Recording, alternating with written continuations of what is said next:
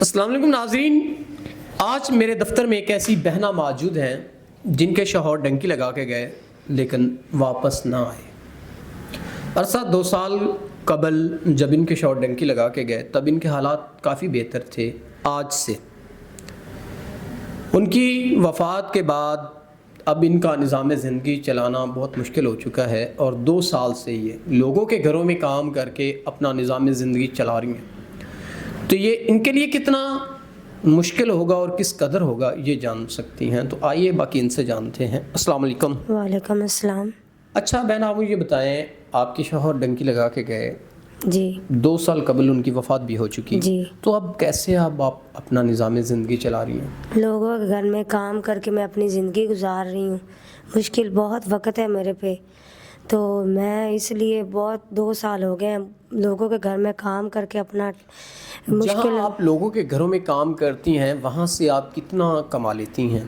یہی کوئی 2000، کوئی 500 دے دیتا ہے، کوئی 1000 دے دیتا ہے، مطلب تو مشکل گزارا کرنا تو بڑا مشکل ہے آپ کے لیے۔ 200، 500، 1000 میں تو آج کے دور میں گزارا کرنا ناممکن سی بات ہے۔ جی، تو جب آپ کے شوہر تھے تب حالات کیسے تھے؟ حالات بہت اچھے تھے، گھر بھی اپنا تھا، اب مکان بھی کرائے پہ لیا ہوا ہے۔ کرایہ دینا ہی بہت مشکل ہے، کام کرتی ہوں لوگوں کے گھر میں، بہت مشکل سے 2 وقت کا کھانا ہی ملتا ہے۔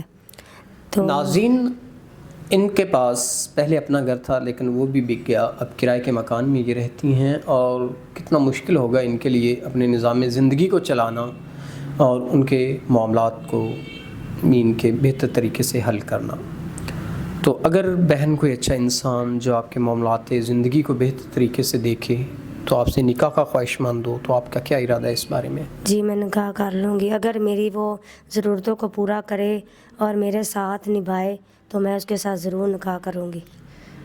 اگر کوئی آپ کو باہر لے جانا چاہے، ان کے پاکستان سے باہر، تو آپ کا کیا ارادہ ہے؟ جی، وہاں بھی چلے جاؤں گی، میری زندگی میں آسان طریقہ آ جائے تو میں چلے جاؤں گی۔